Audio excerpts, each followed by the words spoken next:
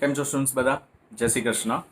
સો હવે જે ending part છે આપણો ફ્રિન્જ બેનિફિટ્સનો એ આજે આપણે કમ્પ્લીટ કરીને એમ્પ્લોય એટ્રિશન જે લાસ્ટ ટોપિક છે એ પણ આજે આપણે કમ્પ્લીટ કરી લઈએ છીએ આ સેશનમાં, એટલે તમારો કોર્સ છે એ કમ્પ્લીટ થઈ જશે.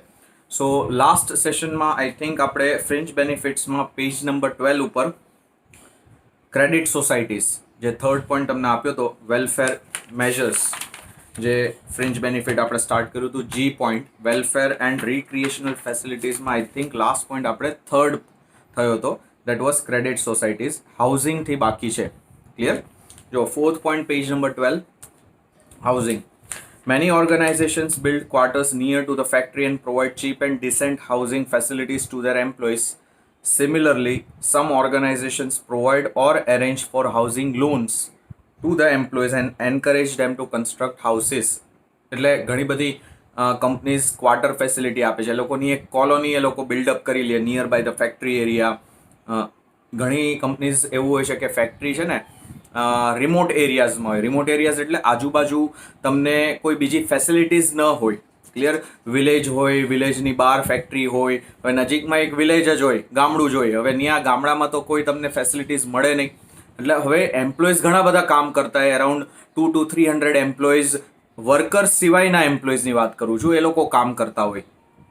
તો પ્રોડક્શન મેનેજર હોય છે, ઘણીવાર ટોપ લેવલ મેનેજમેન્ટના પણ અમુક ઓફિસર્સ રહેતા હોય છે. તો એ લોકો બધા માટે એક એ લોકો કોલોની સેટઅપ કરે, એટલે ક્વાર્ટર્સ કહે કે ભાઈ એમ્પ્લોયર પોતાના જ ખર્ચે એ લોકોને હાઉસિંગ ફેસિલિટી પ્રોવાઈડ કરતા હોય. આઈધર જો એ લોકો હાઉસિંગ ફેસિલિટી પ્રોવાઈડ ન કરી શકે તો પછી એ લોકો લોન ફેસિલિટી આપે, કે લોન થ્રુ એ લોકો જે પણ હાઉસ બિલ્ડઅપ કરવું હોય એમ્પ્લોઈઝને એ લોકો કરી શકે. સબસિડાઇઝ રેટ્સ ઉપર તમને લોન્સ આપતા હોય છે. Clear? So that is fourth point. પછી ફિફ્થ પોઈન્ટ છે લીગલ એડ. ક્લિયર? એટલે લીગલ સપોર્ટ. એમાં શું છે? ઓર્ગેનાઇઝેશન ઓલ્સો પ્રોવાઈડ, લખ્યું છે assistance that is support or aid regarding legal matters to the employees and when necessary through company lawyers or other lawyers also.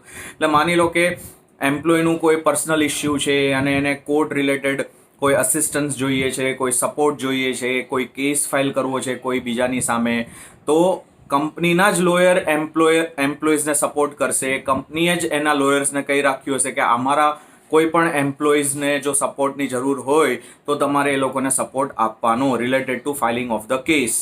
Clear? પછી fifth છે employee counselling.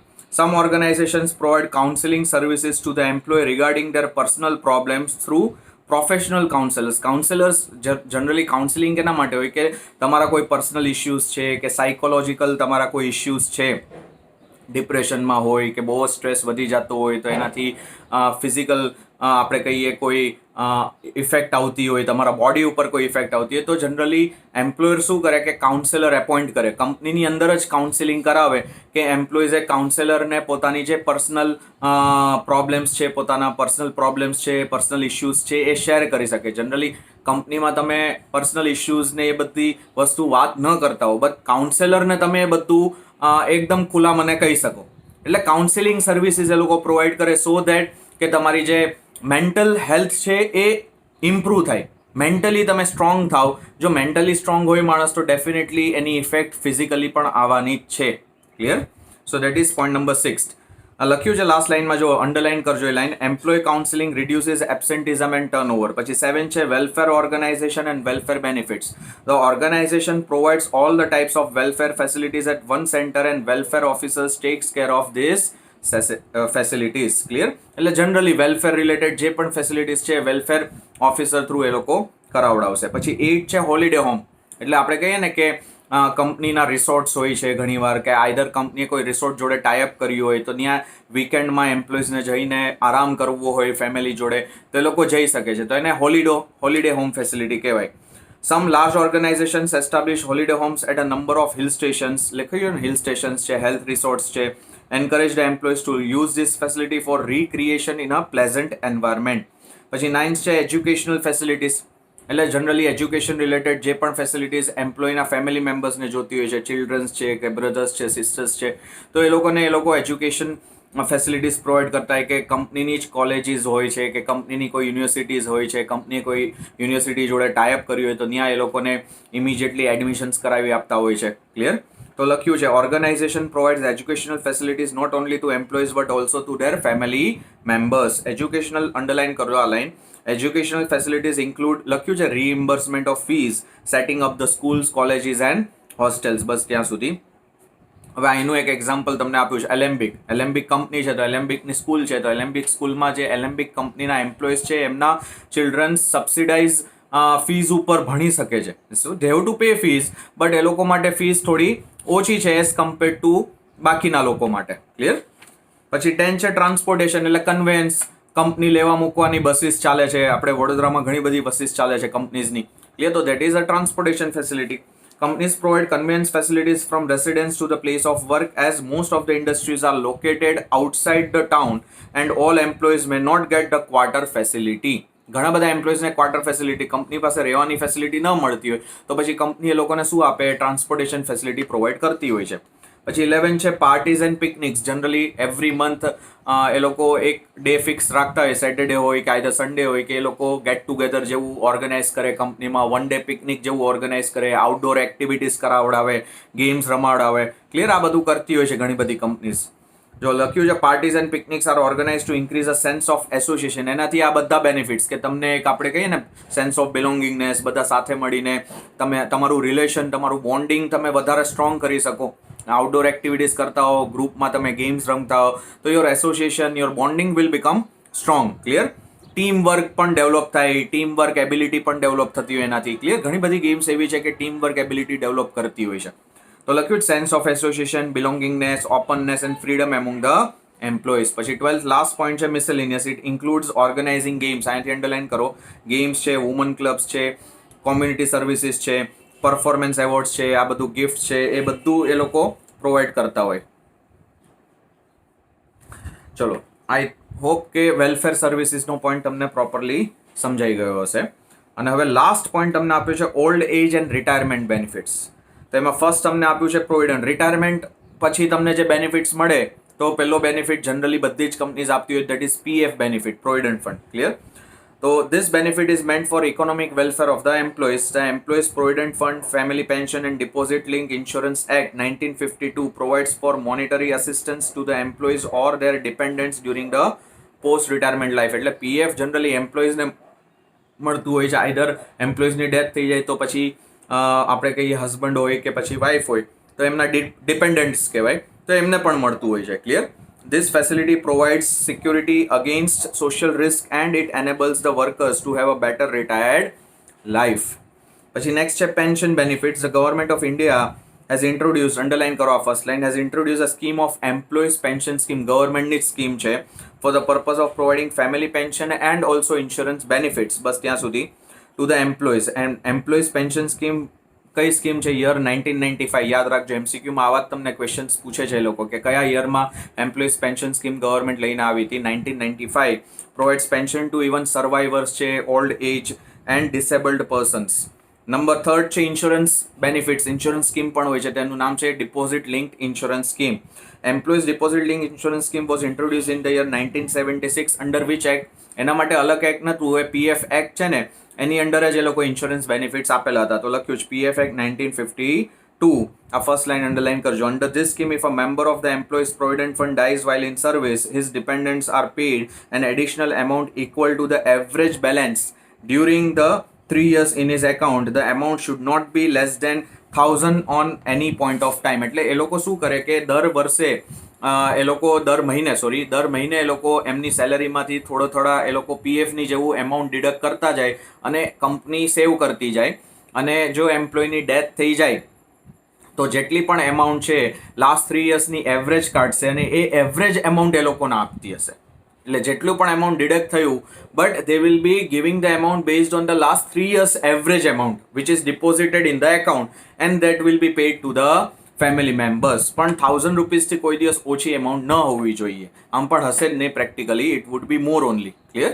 પછી next page ઉપર under the employees deposit link insurance scheme 1976. આ scheme 1976માં આવી હતી.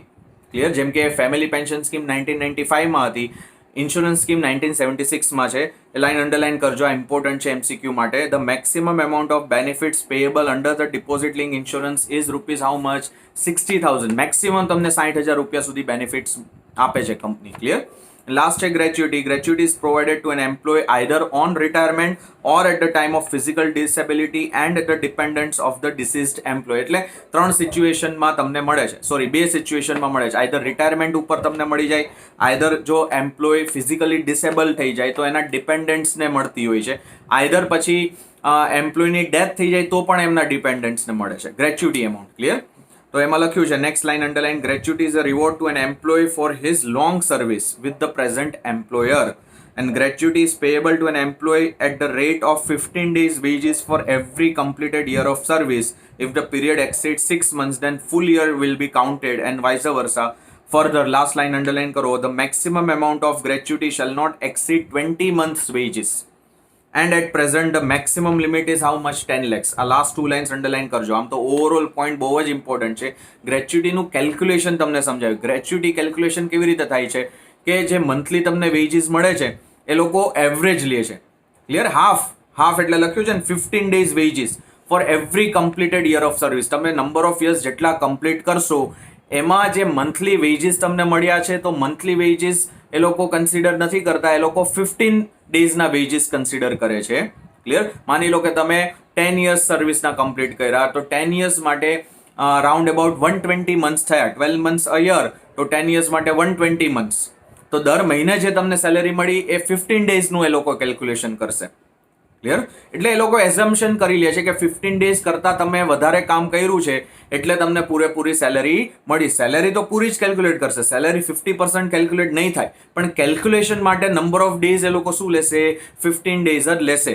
અને number of years જે તમે કમ્પ્લીટ કર્યા છે સર્વિસમાં એ લોકો નંબર ઓફ યર્સ લેશે. ક્લિયર? અને જે મેક્સિમમ લિમિટ છે ગ્રેચ્યુટીની કેટલી છે? 10 lakhs of rupees ગ્રેચ્યુટીની મેક્સિમમ લિમિટ છે. આ 3 પોઈન્ટ્સ મેજરલી યાદ રાખજો. ખ્યાલ આવ્યો પોઈન્ટ શું છે? આ 3 પોઈન્ટ્સ તમને એમસીક્યુમાં રિપીટેટિવલી આસ્ક ક્વેશ્ચનમાંથી છે એટલે એ લોકો આમાંથી પણ પૂછી જ શકશે. સો that is the end of fringe benefit topic. હવે તમે પેજ નંબર 18 ઉપર આવી જાઓ. લાસ્ટ ટોપિક જે આપણું બાકી છે દેટ ઇઝ એમ્પ્લોય એટ્રિશન. જો શું છે topic? Definition: attrition is the reduction in the number of employees through retirement, resignation or death. Attrition is also known as total turnover or wastage rate. આ બંને lines important mark કરી લેજો. Meaning છે attrition means reduction in number of employees either due to retirement છે. કંપનીમાંથી employees reduce થતા હોય તો ઘણા બધા રીઝન છે કે ભાઈ એક રિટાયરમેન્ટ રીઝન છે, રેઝિગ્નેશન રીઝન છે ઓર ડેથ છે. આ 3 રીઝન્સ તો હોય જ. Attrition is known as total turnover or either it is also known as wastage rate. Clear? પછી એટ્રિશનમાં નેક્સ્ટ પાર્ટ લખ્યું છે attrition rate. It is the rate of shrinkage. Shrinkage એટલે બ્રેકેટમાં લખ્યું છે reduction in the number of employees. There is no standard formula to calculate the attrition rate of the company. Attrition rate can be calculated. Scan નથી, it is can be calculated by following formula. Attrition is equal to એક એ લોકોએ formula કોઈ standard formula નથી પણ general એક formula બનાવેલી છે. It is number of employees who left in a year divided by average number of employees in the year multiplied by 100. Clear? Example આપ્યું છે. If the company had 1000 employees in April 2004, 2000 in March 2005 and 300 quit in the year, then the average employee strength is 1500 and the attrition would be how much? Clear? જો લખ્યું છે 100 multiplied by એ લોકોએ શું કર્યું છે 300 એટલે હું નંબર ઓફ એમ્પ્લોઈઝ એ લોકો લેફ્ટ કર્યા. પછી એવરેજ કેવી રીતે કરી કે 2000 પ્લસ 1000, 2004 ના એમ્પ્લોઈઝ 2005 ના એમ્પ્લોઈઝ ડિવાઇડેડ બાય 2 તો તમને 3000 ડિવાઇડેડ બાય 2 કરો તો કેટલા મળે? 1500 એવરેજ એમ્પ્લોઈઝ મળ્યા ઇન અ યર. ક્લિયર? 2 વર્ષના એવરેજ તમે કર્યા છે. ક્લિયર? 2 વર્ષ છે તો ડિવાઇડેડ બાય 2, 3 વર્ષ હોય તો ડિવાઇડેડ બાય 3, 4 વર્ષ હોય તો ડિવાઇડેડ બાય 4. એવરેજ મળે ને તમને. એટલે તમારે એવરેજ એમ્પ્લોઈઝ ડિવાઇડ માટે તમારે જોશે. એટલે ઉપર તમારે જે અપર ફિગર છે that would be the number of employees who are left, જે છોડીને જાય છે એને ડિવાઈડ કરવાના છે જે average employees in a year છે. મલ્ટીપ્લાઇડ બાય 100 તો તમને શું મળે? એટ્રિશન રેટ પર્સન્ટેજ મળશે. તો અહીંયા 20% મળે છે. એટલે તમને એ લોકો જો સમ પણ પૂછે ને તો આ ફોર્મ્યુલા યાદ રાખજો કેલ્ક્યુલેશન પર્પઝ માટે you have to remember this formula. કદાચ એ લોકો પૂછી શકે તમને એટ્રિશન રેટ ઉપર. ક્લિયર? ચલો નેક્સ્ટ છે ટાઈપ્સ ઓફ એટ્રિશન. તો પેલું છે fresher attrition, that is number of freshers who left the organize, એટલે નામ આપે છે ફ્રેશર એટ્રિશન. જે નવા એમ્પ્લોઈઝ રિક્રુટ થયા હતા એ લોકો કેટલા છોડીને ગયા એક વર્ષમાં. પછી નેક્સ્ટ છે infant mortality, that is the percentage of people who left the organization within a year. Clear? એટલે ફ્રેશર નહીં, જનરલી કેટલા લોકો છોડીને ગયા organization. Next critical resource attrition, the attrition in terms of key personnel, like key personnel એટલે જે ટોપ મેનેજમેન્ટના employees છે એ લોકો ઓર્ગેનાઇઝેશન છોડીને ગયા તો એ કેટલા number of employees key management personnel છોડીને ગયા. તો લખ્યું છે ને senior executive leaving the organize. Last છે low performance, that is attrition those who left the organization due to poor performance. જો એમનું પરફોર્મન્સ ખરાબ હતું એટલે એ લોકો ઓર્ગેનાઇઝેશન છોડીને જતા રહ્યા તો એને કહેવાય low performance attrition. Total 4 attrition છે. ક્લિયર? ચલો એટ્રિશન કોસ્ટ નેક્સ્ટ પોઈન્ટ આપ્યો છે. Attrition cost means cost of turnover, means the expense, અહીંયાથી અંડરલાઇન કરો, expense incur to replace an employee leaving an organization. Clear? એટલે એક એમ્પ્લોય છોડીને જાય છે કંપની તો એને રિપ્લેસ કરવા માટે તમે બીજા એમ્પ્લોયને એપોઇન્ટ કરો તો એ જે એક્સપેન્સ ઇન્કર થાય છે for replacing the employee who left the organisation in his place, તમે કોઈ બીજા એમ્પ્લોયને એપોઇન્ટ કરશો તો એ જે એક્સપેન્સ છે ને એને એટ્રિશન કોસ્ટ કહેવાય છે. ક્લિયર? તો એમાં પહેલું છે રિક્રુટમેન્ટ કોસ્ટ. એટ્રિશન કોસ્ટ કઈ કઈ છે? તો પહેલી છે recruitment. This means the cost of hiring the new employees. It will include the following: time spent on sourcing the replacement. Clear? રિક્રુટમેન્ટના સોર્સિસ છે ને ઇન્ટરનલ અને એક્સટર્નલ, તો તમે સોર્સિસ ફાઇન્ડ આઉટ કરવા માટે જે તમે ટાઈમ સ્પેન્ડ કરો એ પણ એક ટાઈપની કોસ્ટ જ છે. પછી સેકન્ડ છે time spent on recruitment and selection. Recruitment process, selection process માટે ટાઈમ સ્પેન્ડ કરો. નેક્સ્ટ નંબર થર્ડ છે ટ્રાવેલ એક્સપેન્સીસ, એટલે કદાચ એમ્પ્લોય જેને પણ તમારે આપણે કહીએ સિલેક્ટ કરવા છે એને ઇન્ટરવ્યૂ રાઉન્ડ માટે બોલાવવા છે તો એના જે ટ્રાવેલિંગ એક્સપેન્સીસ છે કંપનીએ બેર કરવા પડશે. એ માણસ તમારી કંપનીમાં ઇન્ટરવ્યૂ દેવા આવે તો ઘણી બધી કંપનીઝ ટ્રાવેલિંગ એક્સપેન્સીસ આપતી હોય છે તો એ પણ એક કોસ્ટ છે. પછી relocation cost if any on training, જો તમે એને સિલેક્ટ કરી લો તો એને ટ્રેનિંગ માટે મોકલો તો કોઈ બીજા સિટીમાં તમે એને ટ્રેનિંગ માટે મોકલતા હોય તો ત્યાંના સ્ટેઇંગ એક્સપેન્સીસ, ત્યાંના ટ્રાન્સપોર્ટેશન એક્સપેન્સીસ એને કહેવાય રીલોકેશન કોસ્ટ, તો એ પણ આવી જાય. અને બેકગ્રાઉન્ડ અને રેફરન્સ સ્ક્રીનિંગ. ક્લિયર? એટલે તમે રેફરન્સ ચેક કરાવો તો રેફરન્સ ચેક કરવા માટે પણ ઘણીવાર કંપની ઇન્ફોર્મેશન માર્કેટમાંથી કઢાવતી હોય છે તો એના માટે પણ એક્સપેન્સ ઇન્કર કરવો પડતો હોય તો that is reference screening expense. કોઈનો રેફરન્સ તમારે કઢાવવો હોય, બેકગ્રાઉન્ડ ચેક કરવું હોય અને ઇન્ફોર્મેશન કઢાવવી હોય તો for collecting information whatever expenses you are incurring એને કહેવાય background or reference review expenses. Clear? તો આટલી કોસ્ટ ઇન્ક્લુડ થાય છે રિક્રુટમેન્ટ કોસ્ટમાં. Clear? Recruitment cost is a part of attrition cost. Clear?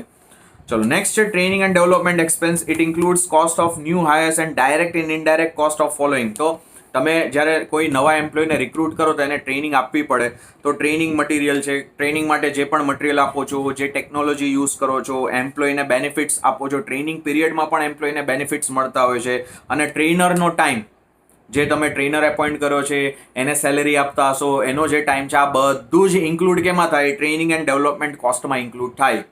Last છે administration cost. It includes the following: cost of setting up the communication system.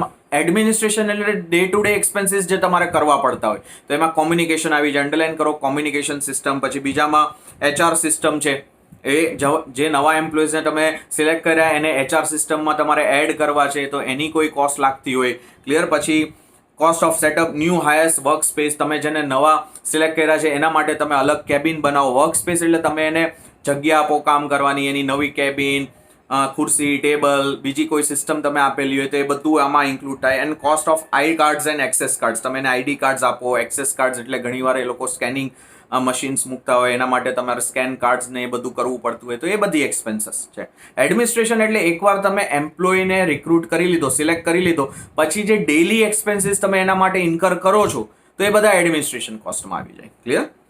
Next છે employee attrition in India. In India, there are many causes of attrition such as death, retirement, resignation. However, most of the cases of attrition are due to employee turnover. Employee turnover એટલે company છોડીને જતા રહેતા હોય તો એના લીધે employee attrition rate high હોય. In India, the employees are leaving the job for number of reasons. હવે આમાંથી 3 કે 4 રીઝન્સ તમારે ખાલી યાદ રાખવાના છે એક્ઝામ્પલ વેમાં. તો ખાલી હું તમને ટિક માર્ક કરાવી દઉં. પહેલું વોન્ટિંગ ફોર મની, એ તો હોય જ છે કે રૂપિયા વધારે જોતા હોય, સેલરી વધારે જોતી હોય તો કંપનીઝ ન આપે તો તમે છોડી દો છો. Poor working condition, irregular working hours અને લાસ્ટમાં તમે અંડરલાઈન કરો, માર્ક કરો બેટર ઓપોર્ચ્યુનિટીઝ. આટલા તમે પોઈન્ટ્સ ખાલી માર્ક કરી રાખો. ચલો હવે ક્વેશ્ચન 2 છે, write a short note on employee retention and discuss some of the employee retention strategies. એમ્પ્લોયને રિટેન કરવાની સ્ટ્રેટેજીસ શું છે? ક્લિયર? જો શું લખ્યું છે, employee retention means to take necessary measures to encourage the employees to remain in the organization for maximum period. આ first 2 lines underline કરજો. Employee retention means to take necessary measures to encourage the employees to remain in the organisation. Written કરવું એટલે તમારે એમને સાચવવાના કેવી રીતે? Attrition રેટનું opposite થયું, retention rate. જો એમ્પ્લોય તમારી ઓર્ગેનાઇઝેશન છોડીને ન જાય એ તમારે જોવું હોય તો પછી તમારે રિટેન્શન ઉપર ફોકસ કરવું પડે. ક્લિયર? પછી નેક્સ્ટ છે, for effective performance it is necessary to employ and to retain efficient, talented and knowledgeable persons in the organization. If employee is not satisfied with the present job, he may leave the organization and switch over to another more suitable job. And so it is essential to retain efficient, last line underline karo, it is very essential to retain efficient, talented and knowledgeable employees. એટલે જ્યારે એમ્પ્લોઈઝને એમને જેવું satisfaction જોઈએ છે કામમાંથી એ ન મળે તો પછી એમ્પ્લોય ડેફિનેટલી કંપની છોડવાનું વિચારતા હોય. એટલે જે ટેલેન્ટેડ છે, જે નોલેજેબલ છે, જે એફિશિયન્ટ એમ્પ્લોઈઝ છે, બને એટલી ટ્રાય કરવાની તમારે કે એ તમારી ઓર્ગેનાઇઝેશન છોડીને ન જાય. એને તમારે મેન્ટેન જે રીતે કરવા હોય તો તમારે કરવા જ પડે. એમાં તમારે સેટિસ્ફેક્શન જે પણ દેવું પડતું એ તમારે દેવું જ પડે. તો એમને રિટેન કરી રાખો, કેમ કે એના જેવા બીજા એમ્પ્લોઈઝ મળવા બહુ ડિફિકલ્ટ થઈ જાય પછી. ક્લિયર? પછી લખ્યું છે એમ્પ્લોય રિટેન્શન સ્ટ્રેટેજીસ કઈ કઈ છે, તો એ તમને પોઈન્ટ્સ આપ્યો છે. પહેલું છે, hire the right people in the first place. એટલે જે પણ તમે સિલેક્શન કરો બેસ્ટ એમ્પ્લોયનું કરો. ક્લિયર? પછી નેક્સ્ટ છે એમ્પાવર એટલે તમારે એમનું નોલેજ લેવલને તમારે કન્ટિન્યુઅસલી ઇન્ક્રીઝ કરતું રહે. અને એમ્પાવર વર્ડ ઉપર લખવું હોય તો increase in the knowledge level એવું રાખી રાખો. પછી લખ્યું that is to give necessary authority to take the decisions and to obtain their performance. એમને ઓથોરિટી આપો, પછી એમને તમે ફ્રીડમ આપો, ડિસિઝન્સ લેવાની ફ્રીડમ આપો, એમનું પરફોર્મન્સ કેવી રીતે ઇમ્પ્રૂવ થાય એ તમે નોલેજ એને બધું આપો, તેને કહેવાય એમ્પાવરિંગ ધ એમ્પ્લોઈઝ. પછી નેક્સ્ટ છે, make employees realise that they are the most valuable asset. આટલો પાર્ટ અંડરલાઇન કરો. એ લોકોને તમે રિયલાઇઝ કરાવો, એ લોકોને ફીલ કરાવો કે એ લોકો કંપની માટે કેટલા ઇમ્પોર્ટન્ટ છે, તો એ ઓર્ગેનાઇઝેશન કોઈ દિવસ નહીં છોડે. નેક્સ્ટ, હેવ ફેથ ઇન ધેમ. તમે એમના ઉપર ટ્રસ્ટ કરો, ફેથ કરો. Provide them information and knowledge. Give them continuous feedback. એમનું જે પરફોર્મન્સ છે એના રિલેટેડ તમે એને ફીડબેક કન્ટિન્યુઅસલી આપ્યા રાખો. Next, recognise and appreciate their achievements. Keep their morale high and create an environment. એટલે આમાં આ બધા જનરલ પોઈન્ટ્સ છે. મેઇન પોઈન્ટ્સ જો તમને કહી દઉં તો ફર્સ્ટ, સેકન્ડ, થર્ડ અને ફોર્થ, પહેલા 4 પોઈન્ટ્સ મેઇન પોઈન્ટ્સ એવું કન્સિડર કરજો કે આ જનરલી બધી કંપનીઝે કરવું પડે if they want to retain the employees. And last number point છે, write a short note on techniques of exit interview, possible exit interview questions. એક્ઝિટ ઇન્ટરવ્યુનો જો મિનિંગ સમજાવું તો એક્ઝિટ ઇન્ટરવ્યુ આપણે વાત થઈ ગઈ હતી સિલેક્શન, આપણે જે ટાઈપ્સ ઓફ ઇન્ટરવ્યુનો પોઈન્ટ લર્ન કર્યો હતો યુનિટ 1-2 વખતે, યુનિટ 2ના એન્ડિંગમાં આપણે કરેલો હતો.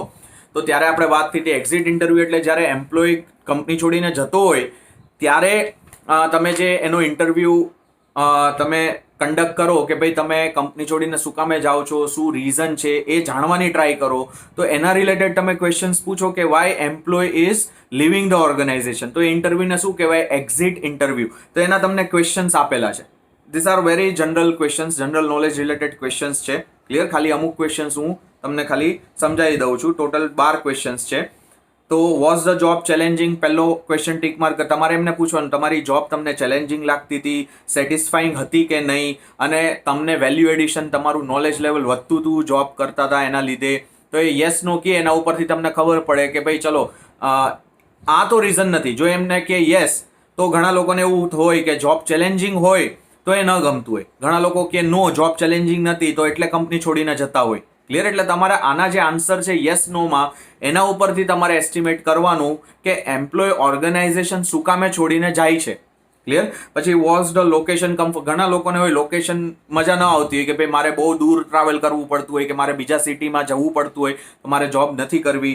પછી સેકન્ડ ક્વેશ્ચન પણ માર્ક કરો. પછી થર્ડ ઠીક છે, નોર્મલ છે, કેન્સલ કરવું હોય તો. Fourth, major drawbacks and weakness. કંપનીની કોઈ વીકનેસ, કંપનીના કોઈ ડ્રોબેક્સ છે એના લીધે કંપની તમારે છોડવી છે તો એ તમે સજેસ્ટ કરો તો ફોર્થ માર્ક કરો. પછી ફિફ્થ છે, ડુ યુ એક્સપિરિયન્સ ગ્રોથ? એટલે તમને એવું લાગે છે કે તમારે કંપનીમાં તમારો ગ્રોથ થશે, તમને રિસ્પોન્સિબિલિટીઝ વધારે મળશે. ક્લિયર? તો ફિફ્થ માર્ક કરી લો. પછી 7 છે, did you feel your boss organisation provided you with enough freedom? એમના જે સુપિરિયર્સ છે એમને પૂરેપૂરી ફ્રીડમ આપતા હતા, વર્ક રિલેટેડ ડિસિઝન મેકિંગ, આપણે કહીએ ઓપોર્ચ્યુનિટીઝ મળતી હતી એમને કે નથી મળતી? 7th માર્ક કરી લેજો. ક્લિયર? તો આટલા પોઈન્ટ્સ તમે માર્ક કરી રાખો. This are very general points. Clear? ચલો, અહીંયા તમારો કોર્સ કમ્પ્લીટ થાય છે. સો આઈ હોપ ઓવરઓલ બધા જ ટોપિક્સ તમે પ્રોપરલી એકવાર જોઈ લેશો. એક્ઝામમાં, ઇન્ટરનલ એક્ઝામમાં સારા માર્ક્સ સ્કોર કર્યા હોય તો એ પોઈન્ટ પાછો વિચારીને એક્સટર્નલ એક્ઝામ ન આપતા. ક્લિયર? એ થઈ ગયું, એક ઇન્ટરનલમાં સારા સ્કોર કરી લીધા, તમારે એ જ વસ્તુ હવે મેન્ટેન કરવાની છે. એટલે don't take in two that consideration કે ભાઈ ઇન્ટરનલ એક્ઝામમાં સારા આવી ગયા એટલે હવે આમાં સર આવી જ જશે. આ 35 ક્વેશ્ચન્સ છે, લાઇન ટુ લાઇન પૂછી શકે છે. 3-4 યુનિટ્સ પહેલાં એ લોકો MCQ પ્રિપેર નહોતા કર્યા એવા છે, એમના માટે નવા છે, બટ એ લોકો ટેકનિકલી ઘણું બધું પૂછી શકે છે. 3rd અને 4th યુનિટમાંથી તમારી પ્રિપેરેશન પ્રોપર રાખજો. બને એટલી ટ્રાય કરજો કે પેમ્પલેટ થ્રુ જ જાઓ, કેમ કે 3rd અને 4th યુનિટના જે પણ MCQs છે, તમને જે પણ મટીરિયલ પ્રોવાઈડ થતું હશે કોલેજમાંથી સોર્સ થ્રુ, અમે પણ જે તમને શેર કરતા હશું, એ ફર્સ્ટ ટાઈમ એ લોકો માટે છે.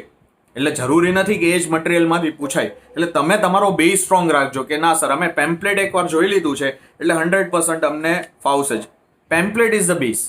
3rd 4th યુનિટની વાત, 1st 2nd યુનિટ તો ઓલ ઓવર એ લોકો ઇન્ટરનલ પૂછતા હતા, એટલે એમાંથી એ લોકો MCQ શું કરે છે, શું નથી કાઢતા, એ બધું તમને ખબર પડી જાય. તમે લાસ્ટ એના પેપર્સ જોશો તો પણ તમે કરી શકશો. પણ 3rd અને 4th unit is more important. એટલે આ બધી વસ્તુ કન્સિડરેશનમાં લેજો. શાંતિથી ક્વેશ્ચન છે તમે રીડ કરજો, તો તમને 100% જે ઓપ્શન્સ હશે ને ખ્યાલ આવી જ જશે. એવું કોઈ પણ ક્વેશ્ચન નથી હોતો કે તમને આવડતો ન હોય.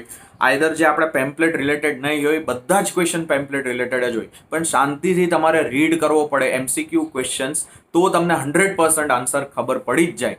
ક્લિયર? Take your time. અને પછી આપણે સેમિસ્ટર 4માં નવા સબ્જેક્ટ સાથે સ્ટાર્ટ કરશું. મોસ્ટ પ્રોબેબલી ઓફલાઈન સ્ટાર્ટ કરશું. ક્લિયર? ચલો આવજો બધા, સાચવજો. જય શ્રી કૃષ્ણ.